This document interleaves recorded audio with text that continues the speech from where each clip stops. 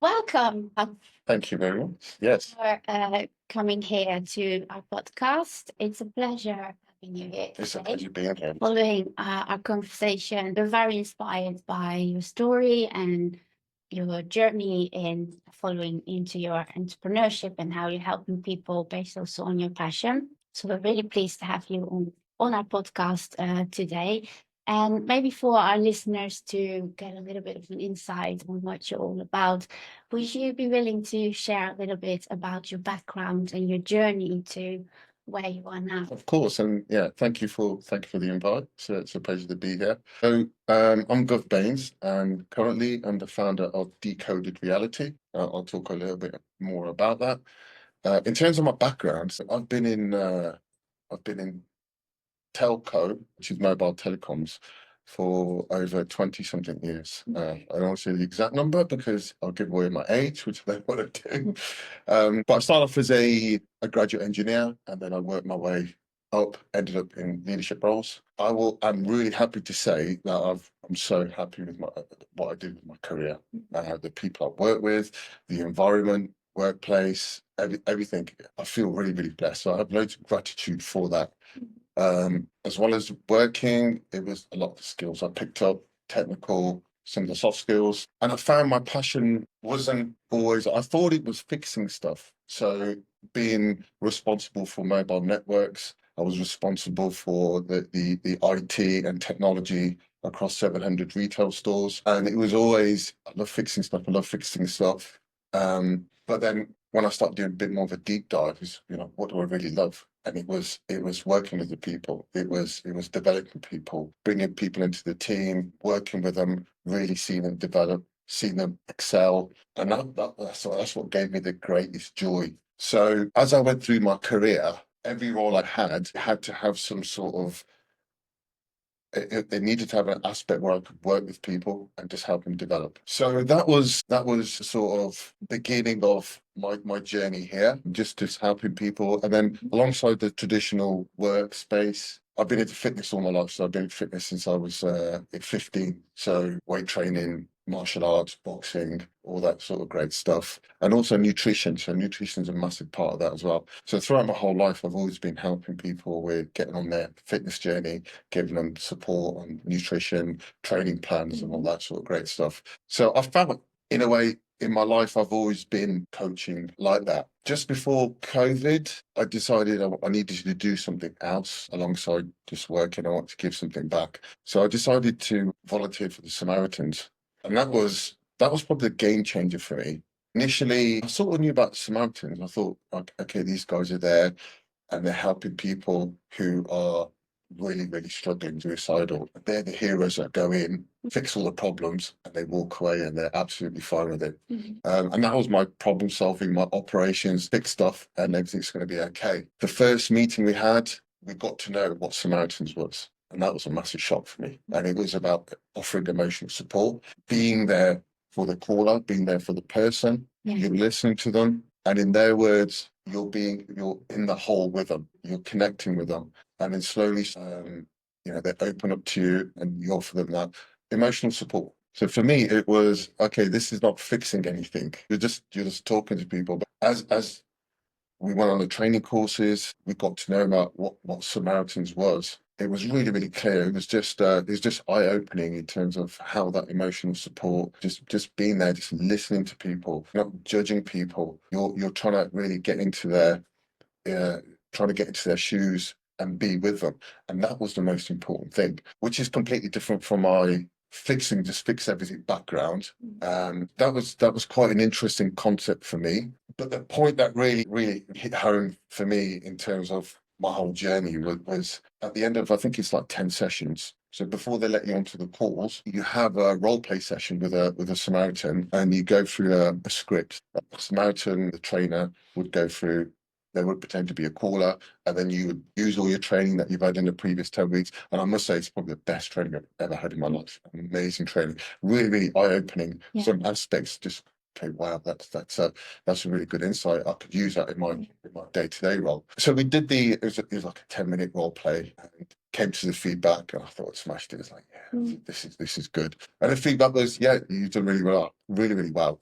But Gov, you sounded a bit corporate. And that's the thing you need to focus on. Now, I've got tattoos, I've got a shaved head and everything. So I always like to think I'm a little bit different. So when I'm at work, everyone's in their suits and I'm not. So I like to be, I'm different. I'm not corporate. And that was a bit of a stake through the heart. I was like, oh my God, how can that be? And I said, are you sure? She said, yeah, God, don't worry about it. It's just because you've been in that environment for so long, you just pick up those traits and you don't realize it. And it just becomes part and parcel of how you speak, how you act. So that comment really stuck with me because it was along the lines of, okay, so I've been in this environment for 20 years and I've started picking up things. And for example, when you're at work, you're circling back, doing helicopter views, blue sky thinking and stuff. And even how you speak to people, I'll probably doing it now because I'm in front of a camera. I've probably got a bit of a corporate front. So it takes a while to sort of get rid of that. But it just got me thinking just about the impact the environment has around you. And it's not just work, it's then you look back at, okay, family, culture, society, these things they actually shape you. Mm-hmm. And then you get to a point where, well, especially for me, I started thinking to myself, what do I actually believe in? Who am I? I've got all this, I've got all these influences influence me, but what do I really, really feel? So that started my journey. I mean, a lot of people call it the sort of healing or, going back and looking back at yourself, just reflecting on loads of stuff and started digging deeper. And one of the things I found was just how important authenticity was, just in general life, in terms of, well, especially well-being. Yeah. So the more authentic you are, you're not really worried about what other people are thinking. You're not doing things for other people. You're doing things for yourself. And when you're in that state, you're not worried about things. You're not suffering anxiety. It's like, oh my God, if I do this, this person's going to think that. If I do this person might think that. You become your own person, and you're sort of cutting ties with these external influences around you. Going back, rewinding back to the coaching that I've done, the developing that I've done, the fulfilling feeling I had with working with the Samaritans. It's when I thought, this is what I want to do full time. But it took a while to really articulate what I was actually going to do. I mean, there's loads of coaches out there, and they've all got various ways of coaching people. They've got their own ideas. But I didn't just want to become another coach. Mm-hmm. It needed to have a specific idea. And mine was just about the whole thing around authenticity. And for me, that's really, really important. I want to go back and look at my life and see how I've evolved throughout the whole years. I can definitely, there's points in my life where things have happened and it's almost like you shed a layer, then you go through life and then you shed another layer and you just become more and more authentic. And then as you become more authentic, you just feel a lot happier. So that's where I ended up with founding Decoded Reality. And the whole meaning behind Decoded Reality is we're living in a world where one of our business coaches used to describe it as a hamster wheel. So he used that analogy in terms of business. Mhm. So we were in a leadership meeting and he was talking about how we moved the business forward. And he said the biggest challenge is you guys are leaders, but you're on this hamster wheel. You're just constantly putting out fires, constantly putting out fires. You need to take a step back, get out the hamster wheel, and you just take a strategic look at where you want to go forwards in business. But that's the situation we're in. I feel that's the situation we're in. We're living day to day. We've got to get the mortgage paid. We've got to take the kids to school. We've got to eat. We've got to do this. And we've got these programs in our heads from when we were younger, from our parents, from society, from culture. You need this. You need to look like this. And we've got all this stuff going through.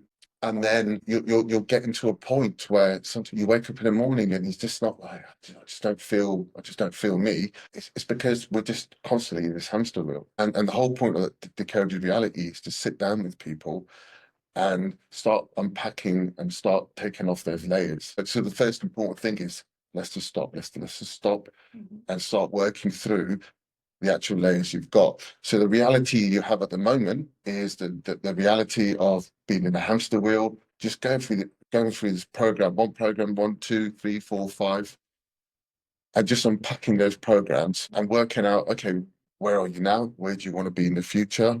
And start working out what their identity is, what their values are. And from that, you look at the programs, what programs work for you going forward, and what programs do we need to stop? And then that helps them become more authentic. And where's being more authentic, more self-esteem, more confidence, your physical well-being improves, mental well-being improves, better relationships. So once I saw this, I thought, oh, this is what I feel will help people. And I myself, I don't think I'm definitely not a finished product or anything, right? I have my own challenges. And again, with going back to the whole decoded reality program, is even though you've decoded everything and it's like, okay, I've removed all these layers, life is still going to be a challenge. So within the program, there's the decoded reality, which is finding people's authenticity, finding their purpose, finding all their values, and using that to drive their lives forward. And the second part to that is I've called it the bouncer for your life. One of my previous hats, I used to do the doors back in the day, right? And standing in front of a club, you're not coming in, come in, that sort of stuff as well. So I use that analogy for our own lives, and it's about being the bouncer for your life. Once you know where you are in life in terms of your values, in terms of I know what gives me peace, I'm there at peace, then we need to become that bouncer. We need to be careful about what we let in. So the second part for that is it's not just about letting things in, and it's a situation. I mean, at the moment. So the situation is, yep, you've got a front, you're letting certain things in. But again, even though you think you've removed certain programs, things will always come into your head. And it's not just about monitoring what's coming in, it's monitoring what's going on in your head. Coming into the podcast today, there's voices. What are you doing there? Why should they listen to you? It's that sort of thing. But it's being aware enough to like, okay, I've got that thought, and then this is what I need to do. I've got a routine that's gonna counteract that, and you get rid of those voices. So even though I've set up this program, it's my little project. It doesn't mean that I've made it and I've got all the answers. I'm still going through. I'm still learning. But with everything I've done in life, I'm just hoping I can help other people as well. Because you have been coaching just generally on your own accord all these years, right? Yes, following the book that you've written. Yes, Track. yes, Which all stems also from the discipline and your learnings through your whole fitness journey, right? Could you tell us a little bit more about that? Yeah, so the book's a really interesting one because initially it was meant for my nephew. It was his 18th birthday, I think it was. Young lads, they want to get into training, they want to get big, they want to get strong. And he was always asking about what exercise do I do, what exercise do I do here, do that. And I said to him, it's not the exercise, it's the mindset. That's the most important thing. So I've been training since I was 15. I don't think I've had more than a week or two off because it's not a hobby for me. It's just part of my life. It's just like sleeping. It's waking up. It's eating. Training is a part of my life, and I know it gives me. It helps me with my physical well-being. It's helped me with my mental well-being. It's my anchor in life, and I think again, it's really important that people have an anchor. It doesn't have to be training. It has to be something. I always like to give an analogy of we're ships in the ocean. Sometimes it's nice and calm. It's all good. Sometimes you get waves. Sometimes you get storms. But if you have an anchor, that ship, it will rock backwards and forwards, but it's not going to break loose and just be all over the place. You need that anchor. And for me, training is that anchor. It gives me a lot of clarity and it gives me a lot of focus. So when I started writing this for my nephew, I thought it'd just be a couple of pages. This is what you need. This is the mentality you need. But then when you start writing, it's just like, yeah, but what about that bit? Oh, what about that bit? So then it just turned into, rather than just a book on this is how you train, it was more around the mindset you need to achieve goals. And that's what it turned into. So it's, again, a lot of it is about stopping. That's the most important thing. Stopping, getting out the hamster wheel, stopping, reflecting. And again, if you want to take a fitness journey, why are you taking that fitness journey? What's the motivations behind it? And it's not just fitness, it's anything we're doing. It's first ask the question, why? And then the book sort of outlines it's a bit of a blueprint as to how you get there. But at the end of every section, it's not, again, I don't have the answers, because what I've done in my life is based on my needs, which is going to be completely different to other people's. My goals are going to be completely different to other people's goals. But the questions I've got at the end of every chapter, it's for that reader to be right. Okay, I've got these questions. Their answers will be different to the other person reading it, but from that they'll create their own path to a routine, to a journey that they can achieve. So again, the whole Mind Trek book, again, a lot of it leads into Decoded Reality as well. It's very, very similar, because the vast majority of this is mindset and its perception. And there's a really good picture out there. It's a number six, and you've got one person standing on one side of the six and another person standing on the other side of the six.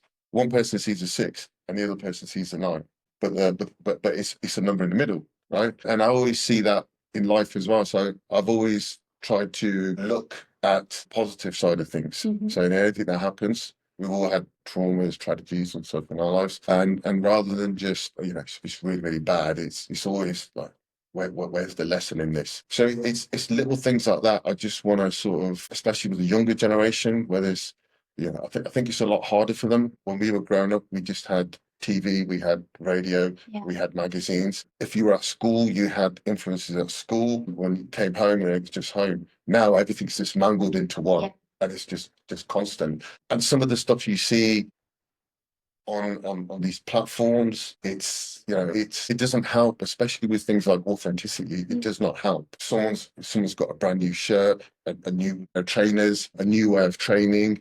This is how you need to look. This is how you need to act. It's really, really difficult for that generation. I think even for us, it's quite difficult, because you're just being bombarded all the time, consciously and subconsciously. And again, when it comes to what I was just rewinding back to the bouncer for your life, I have that myself. Even though I'm sat here, yet be authentic and it's going to really help you. I get to situations where I'm talking to certain people, and it triggers certain things in your head. Maybe I do need to change my car. Maybe I do need to get something bigger.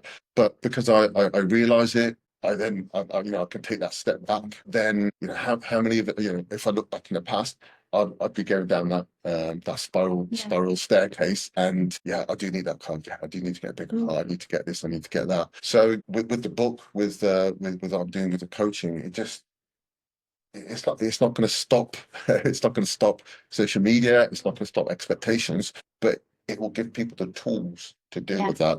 Where something kicks off, and bang, they know what it is. So one of the things I talk about, and we used to use it at work as well. If you can't measure it, you can't manage it. So from a work perspective, when we were looking after the mobile network, and we had loads of stats, we had loads of alarms, because we needed to monitor the network to make sure it worked okay.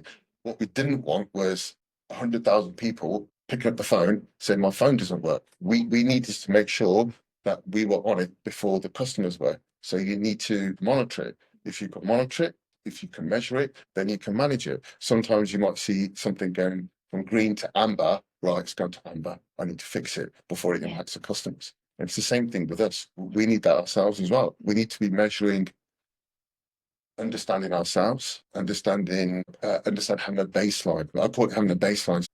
Get to a level where you understand, this is where I'm the happiest. I'm at peace. And when certain things come into your life and they disrupt your life, okay, that's not good for you. But you need to get there in the first place. And an example for that, I'll just use a personal example for myself, is my training is almost my measure. So usually when I'm in the gym, my mind is closed off, I'm focused, and I've always got targets that I want to push. If it's a good session, I know I'm in a good place. Sometimes if I'm struggling, something's not right, and I need to figure out what that is. Is it because I'm not sleeping? Is it because I'm not eating properly? Or is it something else? And it's figuring out what that is. And that was one of the reasons why I kicked off Decoded Reality when I did, because the last couple of months actually, I just wasn't feeling it. I was like, hey, something's not right. And it was the environment I was in at work. I'm not saying it wasn't, I'm not saying it was toxic and the people were bad and stuff. It was a great environment, but it just didn't align with who I was and my values. And then I was struggling with that. So I really had to take a step back because I knew from my training, I take notes every day. I know what I'm lifting, I know how many reps I got. Looking back, I could see everything was great, and now I'm starting to struggle. I had to take that step back, and it was like, okay, it's because of this. When I made that decision, I'm going to stop corporate life and start something on my own. I went back to normal again, and I was Superman again. So it's given people that tool where you know this is your baseline, this is your peace level, this is where I'm at, this is I'm at equilibrium, everything's good. But then if things come into your life and they throw you out of balance, you should be able to know, okay, it was that thing, and I need to manage it. So that's really important. It's really interesting you say that. And actually, that leads me to kind of thinking have you observed a certain maybe trends in people from all walks of life, right? Because it applies to everyone actually finding what is not working. Why do I not feel aligned? A lot of people are struggling with that. And like what you mentioned before, there's such an overwhelm of information, and I could really relate myself actually to what you were saying, like, wow, when we were kids, yeah, it's true, we like I think we went to school, social media wasn't out there, it were concealed sort of environments. Whereas nowadays we're exposed to everything. And the generation piece that you mentioned is a very interesting one, because I have a son, he's in secondary school, but the amount of things that are coming, that he can't walk away from anything like what we could as kids, right? And I think that's so important, which I can imagine makes it actually really hard to be authentic. Yeah. And finding your authenticity is always a journey, I think, but being authentic takes a lot of courage. It does, yes. Right? What would you say is kind of the things in your program that will help people to have the courage to be authentic? So yeah, just going back to the previous point around the new generation, I totally empathize with that. If you're struggling at school, you could always go home, and there was that cut-off point. And that cut-off point was 3:30. Yeah. And now with social media, if you're struggling at school, it's just going to continue. So yeah, I really do empathise with the kids nowadays. But going back to the point around courage, one of the most important things for me is we forget ourselves. And what I mean by that is we're always looking forward. And again, this is the world around us. It's the people we surround ourselves with. It's always what we don't have and what we do have. So this is where gratitude comes in. And for me, that plays a huge part in this. And again, it comes to that whole point of stopping and getting out that hamster wheel again and looking back at what we have. And I think that's it's one of the many things we can do. But for me, it's quite a simple thing that anyone can start doing right now. And again, gratitude is not just a list. It's not just a list of things you write down. I'm grateful for my health, my car, my house, my garden, all that sort of stuff. Gratitude is a feeling. Dr. Joe Dispenza, he's got a brilliant book called Being Supernatural. And he talks about the various energy states and sort of love. Gratitude is one of the highest. He called it an elevated emotion. But once you feel that, you just feel you feel empowered. You feel really, really empowered. When it comes back to courage, it's really having that faith in yourself. It's really looking back, celebrating the wins you've had, even if it's something really, really small. If it's a small win, you've gone to work and someone's tried to wind you up and you didn't rise to it.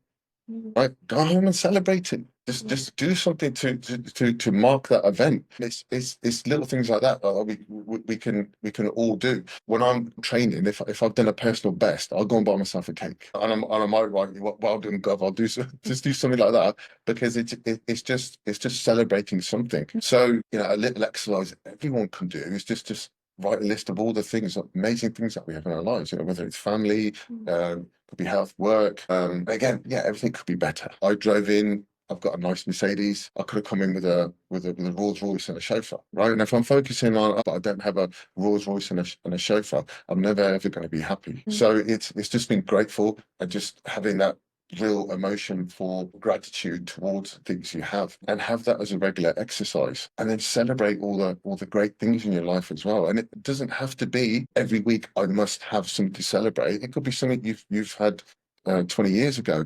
I did my latest blog, which is called Stop Outsourcing Your Happiness. And again, it was about how you, in a lot of organizations, you start outsourcing departments. So IT support, we're not going to do it in our company. We're going to give it to this company. Yeah. And then what happens is, not all the time, but a lot of the time you sort of lose control. It's not as easy as just getting up, walking to the next desk and saying, Fred, can you just fix my PC? You now have to raise a ticket. You've got all this other rigmarole you have to go through. And it's the same with, it's the same as our happiness. We're outsourcing it to other people, to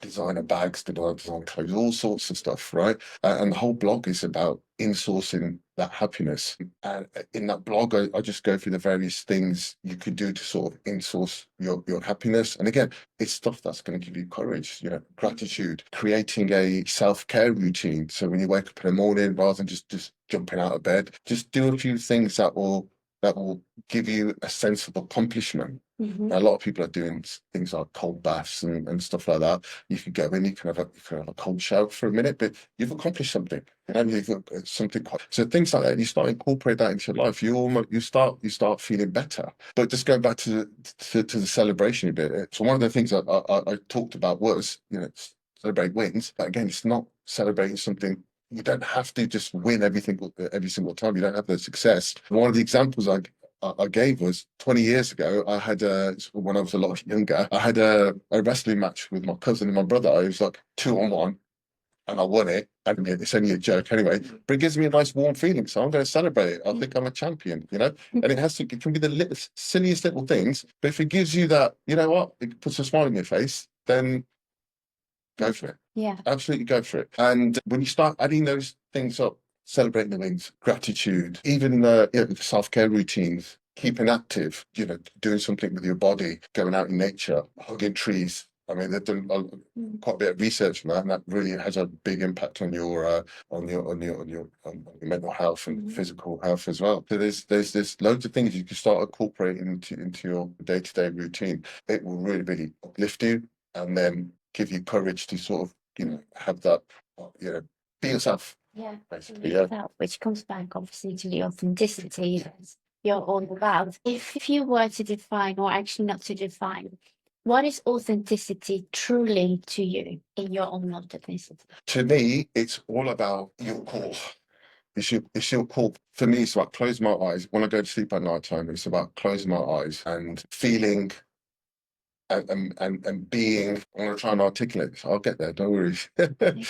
So it's being by yourself and being happy by yourself. Again, it goes back to, it's like cutting off all the external influences around you. For me, it's me being by myself and being happy by myself. Of course, it doesn't mean me being alone now. It's having relationships and stuff, but having relationships on my own terms, with my own boundaries, and being comfortable with that. So that's the most important thing, is having my own values, being comfortable with myself, and then being comfortable with other people's with the boundaries that I have. It makes a lot of sense. Okay. Yeah, Okay. it does. I think you phrased that beautifully, and I can imagine for people, and myself included in that as well. When you're by yourself and you found your own authenticity, you know your core beliefs, your values. Yeah. Yeah. Learn to set boundaries. Yeah. It's also a big one. Yeah. But then you go out in the world and you can be authentic with your friends, your family. You go into maybe, you know, your work, and there's a certain expectation from you, and it comes back to alignment, right? Do you Yes. align Yeah. with Yeah. those values Yeah. as well? And again, it comes then back, I guess, to the courage to be authentic in all areas of your life you step into. It is friends, family, relationship, whether it is in your career, whether it is maybe in other sort of settings that you encounter, because there's often a social expectation, whichever environment you go to. And I think this is where it's so important. What you're doing is about cultivating being comfortable by remaining true to yourself. 100%. Yeah. Yeah. I mean, I like how you put that. Just sort of adding, just adding on top of that is just going back to what I was talking about around if you can measure it, then if you can measure it, you can manage it. Again, the whole thing around authenticity is exactly that.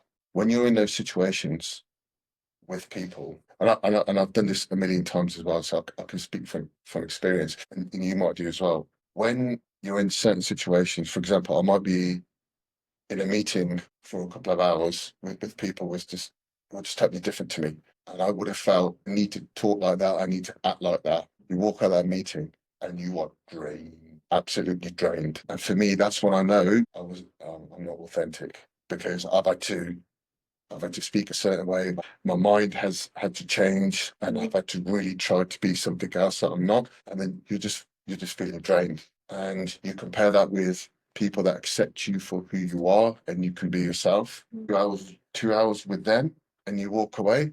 You're not feeling drained. You feel okay. I just feel good. I feel good. They respect me. I respect them, and everything's good. So I think just going back to that whole piece around authenticity, if that is one measure of it, there and then, if I walk away from something and I do feel drained, then I'm just asking a question. Okay, good God, what happened there? What happened there? Were you trying to not be yourself? Because again, regardless, we can sit here, we're sitting here talking about this stuff. It does not mean that I'm like a professor level expert. I still experience this stuff. I still get into situations and I have to tell myself, you know what, God, you're not being authentic. You might want to just relax a little bit and be yourself. But it's all about learning those flags, learning those triggers, and once you know them, then you can act upon them. And rather than being 2 hours in a meeting where you're totally not yourself, maybe you find yourself after 5 minutes you've noticed, and then you can do something about it as well. So yeah, it's all about managing those situations. And again, sometimes you will be in a situation where maybe it's not going to be appropriate to totally be yourself. But again, it's just about managing it. That's the most important thing is your own energy. And out of all this, I think that's the most important part, is just being as comfortable as you are in yourself, because that's going to help your physical well-being, and that will help your mental well-being as well. So it's just about protecting yourself. And sometimes, yeah, we are going to get to little situations, and you know what? A little bit of stress and a little bit of strife is going to be good for us. Stress is only it will kill you in the long term. It's going to cause loads of problems in the long term. In the short term, if you get it and then you can manage it, you've got the tools to do so, then it's brilliant. You'll just get more resilient. But the whole part of the program, it's not going to totally. Yeah, you're now authentic. Walk away. You're now totally authentic. It's just going to give you the tools. It's going to give you a massive realization about yourself. This is what makes me happy. This is what sort of takes my energy away. But I've got the tools. If I'm in a situation, I can press certain tools, and it will help me ease out of that situation if need be. Would you be willing to share with our listeners what you have found to be the most effective tool, maybe for yourself, but also what you've seen with people who are going through your program or you have been coaching? What is kind of a tool that kind of really helps people to stay true to themselves, to stay authentic, or when they are in situations whereby, okay, that didn't align with me. Like you said, you mentioned you can be someone, you just feel drained. And there is a physical, energetic sense, almost sixth sense that you can pick up, right? That just didn't sort of, and vice versa as well. What would be kind of one really effective tool that you'd say that seems to really kind of hit home with people and help them get out of that? I would say there's a few. I would say journaling is a huge one, because that really helps you sort of get to nitty gritty about. It helps you get into nitty gritty about what's happened in that day. Sometimes, if you've got stuff going on in your head, you start getting all sorts of tangents, and it starts taking you everywhere. So for me, journaling's a real strong one. Again, it's going back to that measure, manage. It's working with individuals, and it's the first thing is finding that core value. It's literally stepping out that hamster wheel. The first thing would be stop. That's the first thing, right? Just stop. But then as you're working through bringing out the values and understanding what their core beliefs are, the key thing is the journaling, using that, putting your thoughts down so you can just reflect on what's happened, and it was that point there, and this is what I should have done. So I think for me personally, I don't do journaling every single day, but when I feel like I'm going a little bit off track, I use it to pull me back in. because then I have my thoughts, and then I could go back and reflect, and it's more visual as well because it's there. So I would say journaling is a very good one. I love journaling myself, I have to admit, particularly like you said, if you feel a bit off track. For me, the kind of how I experience it, and I love how you just phrased that as well. But to me, it's almost like I can download my brain, so it doesn't stay in my brain. Yeah, I can start making sense of the chaos in my head, and I love what you said, like, that was the bit. It almost becomes wisdom, what you write down. You start sort of identifying elements like, hang on, but this is actually where I'm stuck, or what actually caused that to pop in my head in the first place. Yeah. And it's almost, you naturally get your creative brain start, or mind, to work to sort of solutions in that. And I also find it's very, very effective. Yeah, Way. and that's a really good point you made about the whole creative brain. For me, I just find it's a higher energy state. You feel a lot more when you're in that sort of creative mode. You just feel a lot more light, and as opposed to the sort of day to day. To get up in the morning, I've got to work. Then I've got this to do. Then I've got that to do. When you're in that sort of BAU sort of mode, hamster wheel mode, you're not going to pick out those little trigger points. You're not going to pick out those little bits. But when you do take that step back, and that's, for me, that's what journaling is. You are taking that step back, using that creative energy, and then you can highlight those little bits. So no, definitely. I'm very interested. So I know our listeners would also be very interested, Carl, because you went from corporate into entrepreneurship following your passion. From kind of a entrepreneurship perspective and making that transition, what would you say is, how are you finding it? And for new entrepreneurs of our listeners that are there, what would you kind of advise them to maybe make that leap? Or That's a great question. Very good question. For me, it goes back to authenticity. yeah. So for this, I haven't called it a business. I call it my project. So that's the first thing, right? And the ethos behind it is to help people. And obviously I've got bits where I'm going to get paid for. That's fine. But I've also incorporated, I mentioned the decoded reality, the balance and fear life, and I also do one-to-one coaching. But I've also added in another service, which I called Phone a Friend, which is a free service. So if anyone's really struggling, rather than like, okay, make an appointment and here, exchange money and I'll help you, it's just like a one-off. Someone's really struggling, they could contact me and they can have a session and I could just talk about it. So even though this is, it's a business, I've always wanted to help people, and not everyone is going to be in that situation where it's like, okay, I've got 6 weeks and I can work with you for 6 weeks. Some people might be struggling. So I've incorporated that because it makes me feel a bit more fulfilled as well. So the whole package is about supporting people as much as they can. If people want to do your program, want to find out more about you, Guv, where can they find you? So many places, but if you want to go onto the website, it's www.decoded-reality.com. I'm on LinkedIn under Guv Bains, and Instagram if you want to see me lift really, really heavy weights, Guv_Bains. And I think that's all I am. Yeah, that's fantastic. Thank you so much, Guv. It's been a true delight and pleasure to have you on our podcast.